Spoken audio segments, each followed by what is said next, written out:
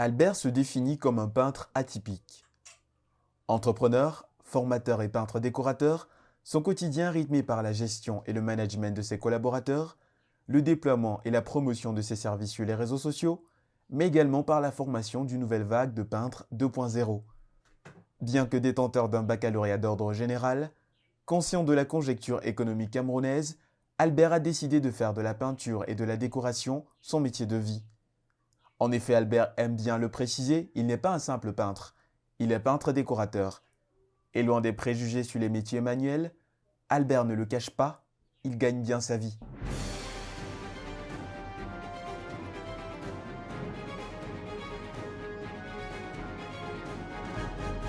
Bonjour monsieur Albert Kamke, Bonjour, comment est-ce que vous allez? je vais très bien et vous? Très bien, merci. Merci d'avoir accepté l'invitation de Investir Innovant en Afrique TV et merci de nous avoir reçus chez vous pour parler de vous, mais bien évidemment de l'entreprise dont vous êtes le promoteur aujourd'hui. Avant de continuer, j'aimerais vous poser la question de savoir qui est Albert Kamke. Alors, je tiens déjà à vous remercier de m'avoir choisi pour que je puisse m'exprimer. Albert Kamke, c'est un jeune Camerounais originaire de l'Ouest du Cameroun qui n'a pas eu la grâce de faire de longues études, notamment à l'université, parce que voilà, à un moment donné, il n'y avait plus suffisamment de moyens. Et je me suis dit qu'il fallait que je me lance dans quelque chose de pratique. Donc, c'est ainsi qu'en 2015, j'ai décidé d'arrêter les études et puis je me suis lancé dans la vie active. Et après avoir parcouru plusieurs secteurs d'activité, je me suis finalement dit que c'est au niveau du bâtiment que j'allais trouver mon essence. Au niveau du bâtiment et plus précisément au niveau de la peinture, parce que vous êtes peintre. Est-ce qu'on peut vous appeler comme étant un peintre? En effet, je suis peintre et décorateur. Peintre et décorateur. Et aujourd'hui, vous êtes le promoteur d'une entreprise que vous appelez. Alpha Paint. Alors, c'est quoi Alpha Paint? Alors, Alpha Paint, déjà, ce qu'il faut savoir, c'est que Alpha Paint découle d'une autre start-up que j'avais eu à mettre sur pied juste après ma formation en 2016. Donc, au départ, c'était IED Paint, qui voulait tout simplement dire Intérieur Extérieur Design Paint.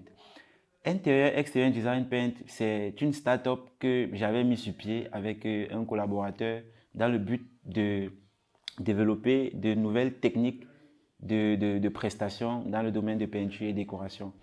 Donc, au fur et à mesure qu'on a évolué, on s'est rendu compte que c'était pas assez différent de ce que les autres faisaient. Donc, du coup, en 2021, nous avons décidé de mettre sur pied Alpha Paint. Donc, c'est ainsi que nous avons changé le nom, changé les méthodes de travail, Oui. changé également l'organisation et nous avons également pu agrandir l'équipe. Donc, Alpha Paint découle dans une certaine mesure d'une amélioration de la précédente startup que vous aviez montée. Quelles sont les particularités que vous avez données à Alpha Paint pour qu'elle puisse se distinguer? Alors, les particularités que nous avons données à Alpha Paint, déjà, c'est que lorsque nous avons un nouveau client, ce qu'on fait, c'est qu'on lui propose déjà les plans. Parce que l'une des difficultés que nous rencontrons en tant que décorateur, c'est que lorsque nous arrivons chez certaines personnes et qu'on leur parle de la décoration, ils ne comprennent pas vraiment ce que c'est que la décoration. Donc, du coup, à un moment donné, on a envie de l'amener dans notre projection. Et la seule façon de le faire, c'est avec un plan. Donc, lorsqu'on a un nouveau client, on lui propose déjà les plans qui sont conçus gratuitement. Et après avoir proposé les plans, une fois que le client a validé, on lui propose également le devis. Ok. Alors, avant de poursuivre dans le volet de Alpha Paint, j'aimerais savoir, c'est vrai, vous n'avez pas fait de longues études comme vous l'avez précisé en amont. Quelle est la formation scolaire que vous avez reçue? Alors, formation scolaire, j'ai fait le primaire, j'ai fait le secondaire et j'avais pour objectif de devenir médecin. Donc, après avoir arrêté les études, je me suis rapproché d'un Italien qui était au Cameroun pour un travail, un Italien qui provenait de la structure Valpent. Donc, je ne sais pas si certaines personnes vont se retrouver. Donc, je me suis rapproché de ce monsieur et il était du côté de Bastos pour un travail. En ce moment, je travaille dans les chantiers en tant que manœuvre. Donc, lorsque j'ai vu sa façon de travailler, parce qu'en ce moment, on avait un petit chantier de ce côté, on avait pratiquement fait 2 semaines. Donc, pendant 2 semaines, je l'avais observé et j'avais vu une certaine particularité dans sa façon de travailler. Donc, du coup, après nos 2 semaines de travail, il était encore là. Je me suis rapproché de lui. Et puis, par chance, il comprenait le français et voilà, je me suis exprimé. Je lui ai fait savoir que j'appréciais beaucoup sa façon de travailler, j'apprécie beaucoup sa façon de, de, de, de procéder dans le travail et que je voulais qu'il me forme. Il a d'abord été réticent, c'est vrai qu'il ne disait pas oui, il ne disait pas non. Je me souviens ce jour-là, après notre échange, on s'est séparés. Le lendemain, il arrive et il me trouve au chantier. Donc, j'ai fait ça pendant pratiquement 3 jours. Vous avez insisté. Oui, de manière subtile, il a commencé à m'accepter et on a pu travailler ensemble pendant un mois. Et ces un mois m'ont totalement transformé. Donc, après ces un mois, j'avais plus ou moins toute la compétence dont un peintre a besoin pour se lancer. Et après cela, une fois qu'il est rentré en Italie, je lui ai demandé s'il ne pouvait pas me délivrer un document. Il m'a fait comprendre que non, que ce qu'il avait déjà fait pour moi était énorme et que je devais tout simplement me débrouiller pour avoir un papier qui allait me permettre de m'affirmer. Donc, c'est comme ça que j'ai commencé à chercher et je suis tombé sur une structure qui ne forme pas de manière officielle, mais qui m'a également encadré pendant un moment.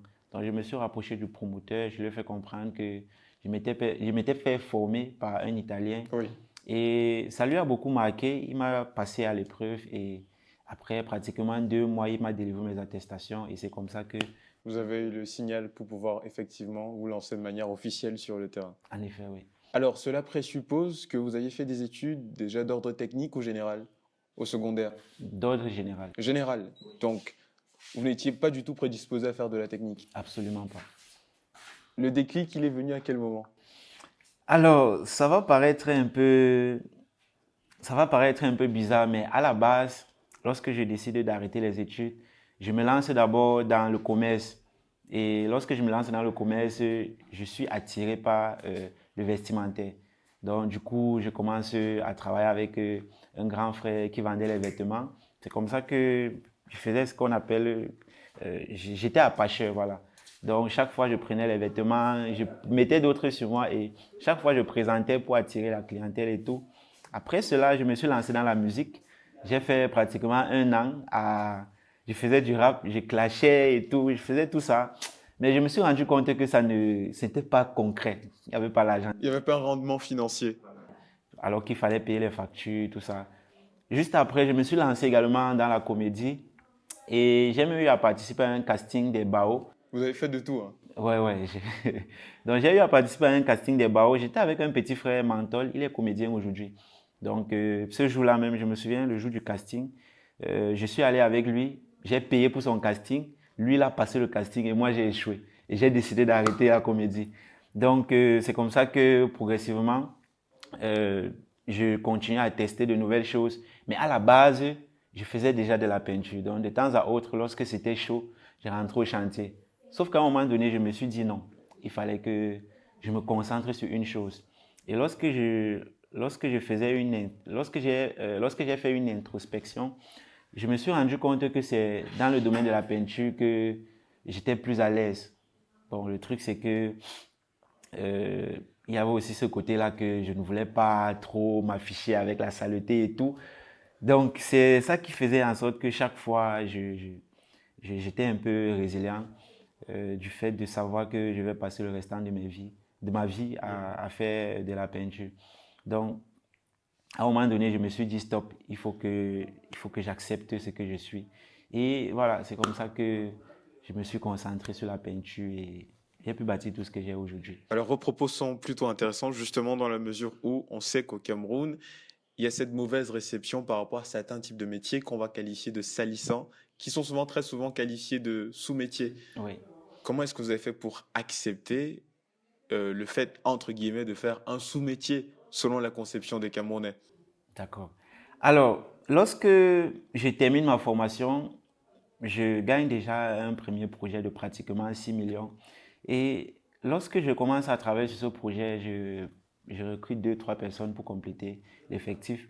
Et à un moment donné, j'ai 2 camarades de classe qui me contactent. 2 anciens camarades de classe qui me contactent. Ils me font comprendre qu'ils sont à l'université, qu'ils voient les images de ce que je publie et tout. Et j'ai dit d'accord, c'est bien. Mais vous êtes plus bien parce que vous êtes en train de fréquenter, donc quelque part vous êtes déjà gagné. Ils me disent non, s'il y a moyen, tu nous fais venir travailler. Et là, je me suis dit waouh. Donc eux, ils sont en train de continuer les études en médecine, mais ils envient le fait que je sois déjà en train de travailler. Et après analyse, on comprend que au secondaire, par exemple, lorsque vous avez une connaissance qui fait qui fait la filière, une filière technique, oui, vous avez l'impression que lui, c'est un raté. Alors que pendant les vacances, il peut déjà partir s'exercer et gagner un peu d'argent. Donc, ça veut dire sa pension peut coûter peut-être 100 000 et pendant les vacances, il récupère déjà son argent. Alors que vous ne faites que fréquenter, vous ne faites qu'accumuler les soldes négatifs. Des connaissances théoriques que vous n'allez pas nécessairement utiliser. Voilà. Et c'est comme ça que lui, une fois après avoir fini ses études, il peut directement faire quelque chose, gagner de l'argent pendant que vous serez là en train d'attendre. Et aujourd'hui, on sait comment le pays est. Donc du coup, c'est cet ensemble de choses qui ont fait en sorte que j'accepte ce que je suis. Et la preuve, c'est qu'avec l'association Alpha Academy que nous avons mis sur pied pour accompagner les jeunes, nous formons beaucoup plus des personnes qui ont beaucoup de diplômes. Le besoin réel. En fait. Le besoin réel. Oui. Alors, il faut avouer que votre profil contraste grandement avec d'autres peintres de votre catégorie. Vous utilisez les réseaux sociaux pour vous déployer. Vous faites des formations. Comment est-ce que cette particularité là est née? Alors, cette particularité est née du fait que, comme je l'ai expliqué au départ, j'étais beaucoup plus attiré par tout ce qui était fun. Donc, ça veut dire, lorsque je suis attiré par la musique, je vais naturellement m'abonner aux personnes qui se déploient au niveau du digital, les artistes camerounais, oui, et tout ça. Donc, du coup, je me suis dit, je peux aussi être un artiste, mais plutôt dans un domaine technique. Donc, c'est comme ça que j'ai réussi à ajuster. Et puis, aujourd'hui, si je veux prendre l'exemple sur les formations, par exemple, chaque fois que nous organisons les formations, qui durent pratiquement sur un mois et demi, on réalise les chiffres d'affaires de minimum 5 millions chaque fois qu'on organise les formations. Et toutes ces personnes qu'on forme proviennent du digital, uniquement du digital. Donc, je me souviens même lorsque j'organisais la première session et que je développais la stratégie pour recueillir les personnes au niveau du digital, j'ai un grand frère qui était venu me voir et il m'avait dit « Gars, il faut produire les flyers, tu descends dans la rue, tu partages. » Et là, la question que je l'avais posée, c'est « Toi-même, quand tu marches, là, quand tu es dans le flyer, tu mets combien de temps avec ?» Est-ce que tu le gardes? Est-ce que tu le lis vraiment? Voilà. Donc, c'est comme ça qu'on parvient à gagner des marchés, c'est comme ça qu'on parvient à avoir des personnes chaque fois qu'on organise des formations et tout. Au début, lors de l'entame de vos propos, vous vous êtes décrit comme décorateur, peintre. Décorateur. Quelle est la distinction que vous faites entre être peintre et être décorateur? Alors, comme j'aime souvent le dire, le peintre, c'est celui-là qui entend parler de la peinture, il se lance, il apprend comment est-ce qu'on tient le pinceau, comment est-ce qu'on tient le rouleau, et puis il commence déjà à travailler, oui. À travailler, voilà. Maintenant, le peintre décorateur, c'est celui-là qui a déjà la capacité d'entrer dans une pièce, de visualiser, de se projeter, et puis de prédéfinir les couleurs, la quantité d'éclairage qu'il faut dans la pièce, par exemple, avant de commencer à travailler. Donc, en plus de ça, maintenant, il peut également avoir les compétences sur des revêtements décoratifs. Parce qu'il existe également les revêtements classiques et des revêtements décoratifs. Vous vous présentez aujourd'hui comme décorateur, peintre, une casquette à laquelle les Camerounais ne sont pas du tout habitués. Comment est-ce qu'ils reçoivent cette information? Alors, pour la plupart des personnes qui viennent vers nous, parce qu'au niveau du digital, c'est souvent compliqué de cibler une certaine catégorie de personnes, surtout quand on communique de manière organique. Donc, pour la plupart des personnes qui viennent vers nous, lorsqu'on les présente par exemple notre catalogue et que vient le moment où il faut commencer par exemple à travailler, lorsqu'on leur donne généralement les factures ou alors les proformas si on veut, la plupart estiment que c'est trop coûteux et généralement ce qui se passe c'est que vous allez voir des personnes qui choisissent des décorations, ils choisissent des choses vraiment waouh. Et au moment où Il faut passer à la caisse. il te dit non, non, non, ici, là, moi, je pense qu'on peut même supprimer. En fait, je voulais juste quelque chose de propre. Donc, il commence à revenir sur terre, Ils ne sont pas prêts à payer le prix de votre travail. en effet. Et comme j'aime souvent le dire, je ne suis pas là pour travailler avec des personnes qui ne sont pas capables de nous donner le nécessaire. Parce qu'en réalité, moi, j'aime souvent dire que lorsque vous êtes peintre décorateur, vous êtes une personne comme toutes les autres. Donc ça veut dire que vous devez être capable de subvenir à vos besoins et à ceux de votre famille. Et pour cela, on doit vous payer comme il se doit. Et l'une des difficultés que nous rencontrons, c'est le fait qu'il n'y ait pas vraiment un standard de prix dans notre domaine. Donc c'est l'une des choses pour lesquelles nous sommes en train de combattre au quotidien pour essayer de rétablir un certain équilibre. Alors, je rebondis justement sur vos réponses de ceux qui ne connaissent pas votre métier. Comment est-ce que vous répondrez ou bien comment pouvez-vous répondre aux gens qui qualifient votre métier de sous-métier? Alors, pour ceux qui qualifient notre métier de sous-métier, la première recommandation que je vais leur faire, c'est de se connecter déjà et de s'abonner à nos différentes plateformes. Donc, ils peuvent s'abonner déjà à notre page Association Alpha Academy et à notre page Alpha Pen, parce que ce sont des pages sur lesquelles on produit du contenu pour essayer de faire comprendre aux autres ce qu'on fait réellement. Alors, maintenant, la deuxième recommandation, c'est tout simplement le fait que si quelqu'un est par exemple photographe et qu'il estime qu'on doit lui payer, il estime qu'on doit lui donner une certaine considération, il faudrait qu'il pense la même chose pour celui-là qui est peintre, pour celui-là qui est carreleur, etc. Parce que tout ça, ce sont des métiers. La photographie, c'est quelque chose qui est né comme ça et puis on a développé et aujourd'hui, on respecte ce domaine. C'est la même chose avec les métiers de la voix, c'est la même chose avec n'importe quel autre métier. Donc, il faudrait que les gens comprennent que les choses changent. Donc, on doit accorder la même considération à tous les corps de métier, sans pour autant nécessairement jeter un regard sur l'aspect physique salissant que certains métiers pourraient revêtir. C'est bien ça? En effet, oui. Alors, aujourd'hui, vous êtes à combien d'années d'existence déjà avec Alpha Paint? Alors, avec AlphaPen, comme je l'ai expliqué précédemment, AlphaPen découle d'une start-up que Oui. nous avons eu à mettre sur pied en 2016.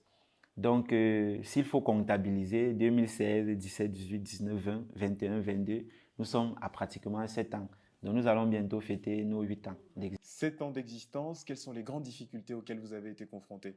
Alors, les grandes difficultés, la première difficulté, c'est le financement parce que, comme tout jeune Camerounais, comme tout jeune entrepreneur, on rencontre tous ces difficultés au niveau du financement. Mais on parvient à pallier à cela lorsqu'on se rend compte qu'en réalité, il y a il y a des compétences qu'il faut développer, comme par exemple la gestion des finances, la gestion du temps qui permet d'optimiser un certain nombre de choses. Et voilà. L'autre difficulté, c'est au niveau du comportement, la mentalité des collaborateurs, parce que beaucoup de personnes ne comprennent pas qu'on doit dire la même chose. On doit être capable de dire la même chose à chaque fois lorsqu'on est face à un prospect. Donc, le plus souvent, vous allez voir une personne, il va arriver chez un client, par exemple, et puis il va donner un prix X. Il va dire que non, moi je donne ce prix parce que je sais que c'est ce que je vaux. Et puis, il y a une autre personne qui va venir, il va dire totalement le contraire de cela. Donc, je profite également pour demander à mes frères techniciens d'essayer de regarder ce que Orange et MTN font. Parce que lorsqu'on regarde Orange et MTN, on a l'impression qu'ils sont en train de se combattre. Mais en réalité, les deux s'entendent. Parce que lorsqu'on regarde la différence de prix, la différence n'est pas très grande. Parce qu'eux-mêmes, ils comprennent que si l'autre augmente trop le prix, ou alors l'autre baisse C'est trop une le prix, concurrence déloyale. oui, le Oui. marché va disparaître. Donc, c'est ce que j'aimerais que mes frères techniciens Donc, il y a comprennent. une certaine standardisation au niveau des prix chez les décorateurs peintres ou chez les peintres décorateurs. Chez les peintres et chez les peintres décorateurs. D'accord. Alors, à quoi ressemble une de vos journées type en tant que peintre décorateur? Qu'est-ce que vous faites au quotidien? Alors, au quotidien, déjà, moi, je suis un peintre atypique, donc naturellement, mes journées ne peuvent pas être comme celles des autres. Mais déjà, lorsque moi, je me lève le matin, j'essaie de planifier la journée. Donc, ça veut dire que je vais contacter les gars et puis je vais essayer de donner les objectifs à atteindre dans la journée. Je me rends au bureau, j'essaie de gérer quelques petits documents, rencontrer des personnes s'il faut rencontrer. Et directement après cela, aux environs de midi, je me rends dans les chantiers. Et voilà, j'essaie de travailler 2 heures, 3 heures de temps. Et puis, la journée se termine. Alors, vous êtes à 7 ans d'existence, c'est bien ça? Oui. Est-ce que être peintre décorateur permet de bien vivre au Cameroun? Répondez honnêtement. Alors, je vais commencer par cette partie là où j'étais d'abord simple prestataire. Donc, ça veut dire que je travaillais en freelance.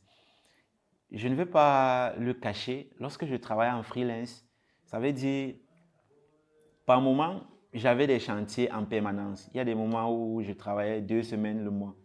Mais je peux vous promettre que la moyenne au niveau de mes marges, je ne parle pas du chiffre d'affaires, au niveau de mes marges, chaque mois, c'était 300 000. Donc, chaque fin du mois, je parvenais à faire le compte et puis je me retrouvais avec 300 000 francs qui me revenaient minimum En tant que prestataire en tant que freelance. prestataire freelance. Donc, ça veut dire qu'on peut garantir à tous les jeunes qui vont regarder cette vidéo qu'être peintre, plus qu'un métier salissant, c'est un métier qui permet de bien vivre. En effet. Et je tiens également à préciser une chose parce que chaque fois qu'on essaie d'organiser des formations, il y a des personnes qui viennent se former et au niveau du langage non verbal, on comprend qu'eux-mêmes, ils ne veulent pas se former. Donc, ils viennent généralement parce que le parent a peut-être dit, va te former, va apprendre quelque chose de pratique. Mais j'aimerais inviter les gens à comprendre que lorsque vous décidez d'entreprendre une démarche, premièrement, il faut déjà se fixer un objectif et connaître là où on va. Parce que j'ai eu à former des personnes qui aujourd'hui, hier encore, je discutais avec une, elle était retournée dans un autre domaine, le domaine du make-up. Et lorsque je lui ai demandé, elle m'a fait comprendre que c'est un peu compliqué. En fait, c'est parce que les gens ne comprennent pas. Lorsque vous partez vous former, après la formation, vous devez avoir l'expérience. Parce que dans nos formations, on ne parle pas des marques de produits. Parce que j'aime souvent dire, aujourd'hui, on peut vous former en peinture, on vous parle d'une marque X, et puis demain, la marque X en question modifie par exemple sa formule ou alors modifie les spécificités de son produit. Donc ça veut dire que vous serez standardisé sur le fait qu'il faut travailler avec ce produit, alors que le produit n'est plus forcément bon. Donc c'est la raison pour laquelle chaque fois qu'on forme les gens, on les forme sur les caractéristiques et les spécificités des produits, des différents types de revêtements, afin que dans la phase d'acquisition d'expérience, qu'ils puissent eux-mêmes sélectionner une marque de produit qui leur correspond et qui va leur permettre d'offrir à leurs clients le type de résultat qu'ils souhaitent offrir. D'accord. Alors, on va rester dans le périmètre économique. Vous nous l'avez dit, en tant que prestataire freelance, vous parveniez par le passé à gagner 300 000 par mois. Aujourd'hui, avec l'aventure Alpha Paint, comment est-ce que ça se passe? Petite intimité, vous parvenez à gagner combien par mois? Alors, avec l'activité Alpha Paint, je vais d'abord faire une petite précision sur le fait que dans notre processus d'évolution, parce que en 2021, lorsque nous avons décidé de mettre sur pied Alpha Paint, nous avons redéfini un certain nombre de standards.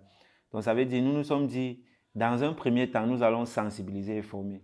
Et actuellement, nous sommes en train de terminer avec la phase de formation.